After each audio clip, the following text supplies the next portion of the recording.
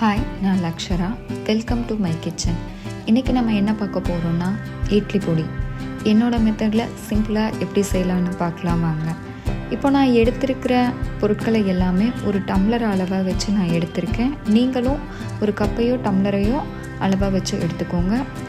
இதுக்கு ஒரு டம்ளர் அளவு வெள்ளை உளுத்தம்பருப்பு எடுத்திருக்கேன். அதில் 3/4 டம்ளர் கடலைப்பருப்பு எடுத்திருக்கேன். 1/2 டம்ளர் வெள்ளை எள்ளு, கொஞ்சமாக கறிவேப்பிலை இலைகள், தேவையான அளவு வரமிளகாய், தேவையான அளவு கல்லுப்பு. இப்போ நம்ம ஸ்டவ்வை பற்ற வச்சு அதில் ஒரு கடாய் வச்சுட்டு உளுத்தம்பருப்பை போட்டு முதல்ல வறுத்துக்கலாம். உளுத்தம்பருப்பு பொன்னிறமாக வறுபட்டு வரணும். ஸ்டவ்வை மீடியம்லேயோ சிம்லேயோ வச்சு தான் வறுக்கணும். உளுத்தம்பருப்பு வறுபட்டுருச்சு. இதை ஒரு பிளேட்டுக்கு மாற்றி ஆற வச்சுக்கலாம். அடுத்ததாக நம்ம வறுக்க போகிற பொருளை கடலைப்பருப்பு,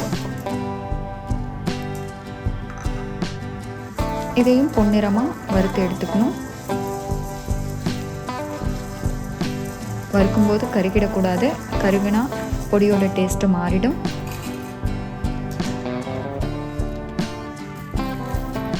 இதையும் அது கூட சேர்த்து நம்ம ஆற வச்சுக்கலாம். அடுத்ததான் நம்ம எள்ளை வறுக்க போகிறோம். எள்ளு பொரிஞ்சு நல்லா வறுபட்டு வரணும்.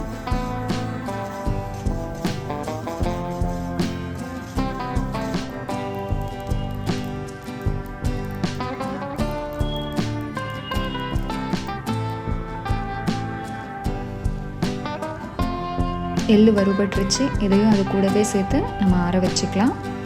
அடுத்ததாக கறிவேப்பிலை இலைகளை போட்டு வறுத்துக்கலாம். நல்லா கிறிஸ்பியாக வர வரைக்கும் நம்ம வறுத்துக்கணும். இதையும் அது கூட சேர்த்து நம்ம ஆற வச்சுக்கலாம். அடுத்ததாக வரமிளகாய், இதையும் நல்லா நம்ம வறுத்து எடுத்துக்கலாம்.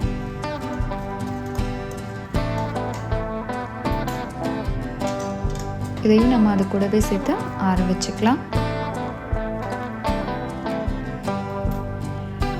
அடுத்ததாக கல்லுப்பு. ஸ்டவ்வை ஆஃப் பண்ணிவிட்டு கடாயோட ஹீட்லேயே நம்ம உப்பை வறுத்து எடுத்துக்கணும்.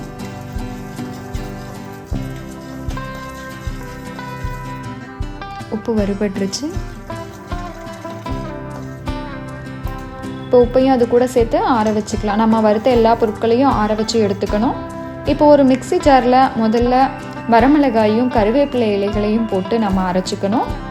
அது கூடவே மீதி நம்ம வறுத்து வச்சுருக்கிற பொருட்களையும் சேர்த்து அரைச்சி எடுத்துக்கணும். நான் 2 பிரிவாக பிரித்து இதை நான் அரைச்சி எடுத்திருக்கேன்.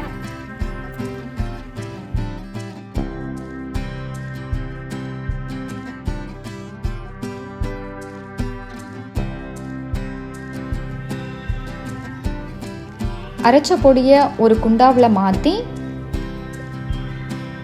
இதை நல்லா கலந்து விட்டுட்டு ஆற வச்சுக்கணும்.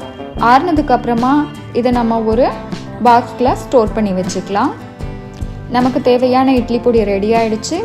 இதை இட்லி தோசை கூட வச்சு நல்லெண்ணெய் சேர்த்து நம்ம சாப்பிடும்போது ரொம்ப டேஸ்டியாக இருக்கும். நீங்களும் இதை உங்கள் வீட்டில் ட்ரை பண்ணி பாருங்கள்.